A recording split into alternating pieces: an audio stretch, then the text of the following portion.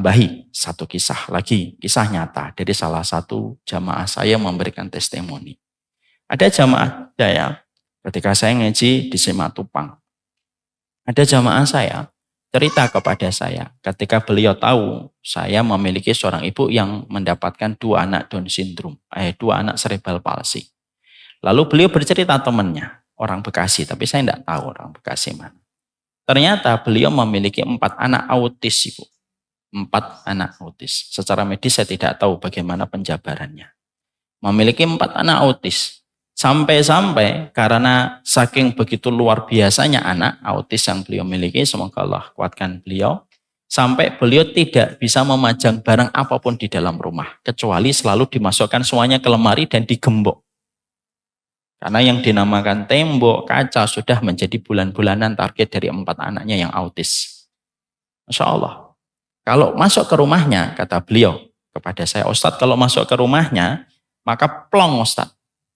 Nggak ada barang apapun. Karena tidak mungkin dia menaruh barang, kecuali akan menjadi target dan bulan-bulanan dari 4 anaknya yang super aktif. Masya Allah itu. Lalu beliau berkata, saya pernah nanya sama teman saya itu, apa yang menjadikan kamu kuat? Dititipin anak, bukan 1, bukan pola 2, bukan 3, 4. Mendapatkan anak autis yang kamu dapatkan itu.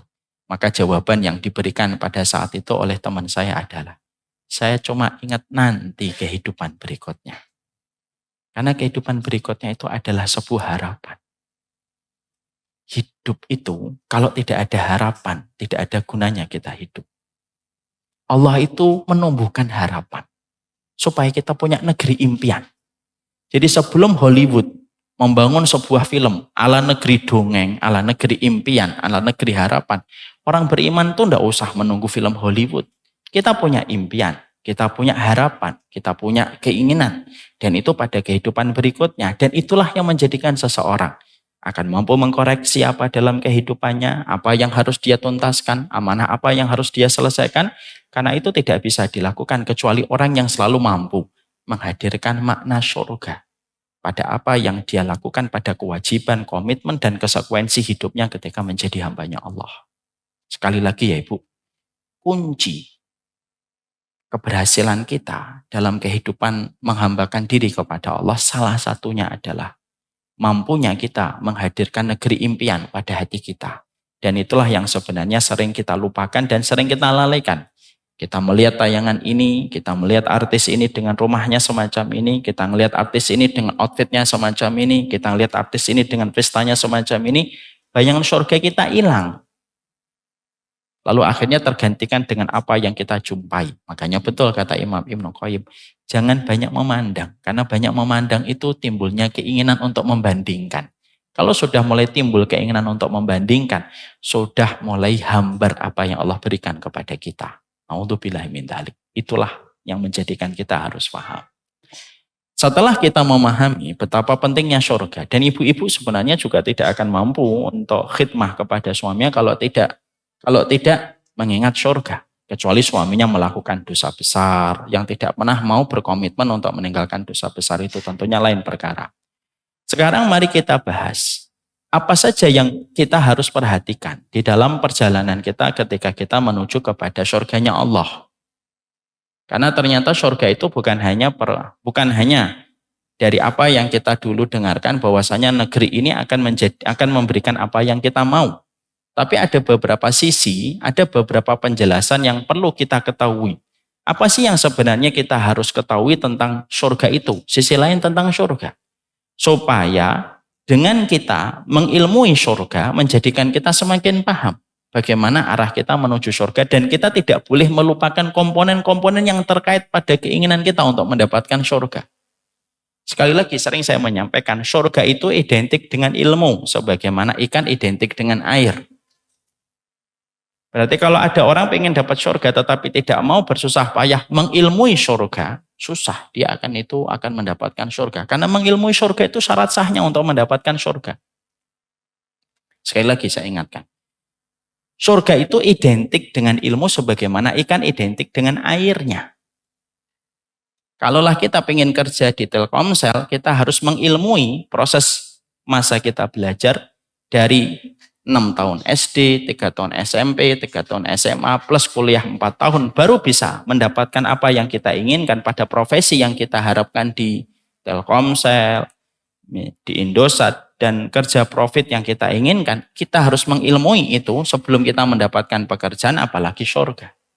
Makanya kita harus mengilmui surga. Karena kalau kita salah mengilmui surga, itu akan menyebabkan berantakan kehidupan kita. Saya ambilkan salah satu contoh, Ibu. Betapa berbahayanya kalau kita tidak mengilmui perjalanan kita menuju kepada surga. Saya sebutkan satu contoh.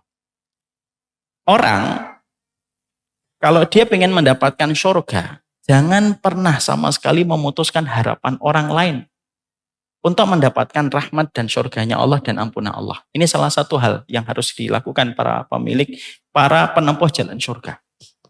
Ini contoh saja. Jadi kalau kita ingin untuk mendapatkan surga, jangan suka kita memutuskan harapan orang untuk kembali kepada Allah. Ini ada sebuah kisah nyata untuk menggambarkan betapa ini ada korelasi dengan apa yang tadi saya sampaikan. Ada 2 orang, Ibu. Yang satu solih, yang satu tidak solih. Yang satu banyak bermaksiat kepada Allah. Yang satu suka mengingatkan, yang satu ini baik, taat, Ibu. Dia baik, dia taat kepada Allah Subhanahu wa taala. Dan dia selalu mengingatkan temannya yang selalu bermaksiat dan bermaksiat. Nasihat disampaikan berulang-ulang. Nasihat disampaikan secara terus-menerus kepada orang yang satu ini. Tapi dia tidak kunjung segera bertaubat. Yang solih ini sebenarnya baik, supaya dia segera bertaubat. Ketika orang yang satunya tidak kunjung bertaubat kepada Allah, maka yang satunya langsung berkata, orang semacam dirimu tidak akan diampuni oleh Allah. Apa yang dilakukan? Memutuskan harapan seseorang tentang Allah. Nama Allah dicatut, nama Allah diambil untuk digambarkan bahwasanya Allah tidak mengampuni. Padahal Allah itu tidak ingin dipinjam namanya, Allah tidak ingin dicatut namanya. Dengan sifat-sifat yang sebenarnya Allah tidak pernah miliki. Karena Allah itu maha pengampun. Sifat ampunan Allah, ghafurnya Allah ketemu dengan sifat ghafarnya Allah. Sifat ghafarnya Allah ketemu dengan sifat rahman dan rahimnya Allah. Maka orang itu berkata, orang semacam dirimu tidak akan diampuni oleh Allah. Ini dia katakan, lalu ditinggalkan orang tersebut.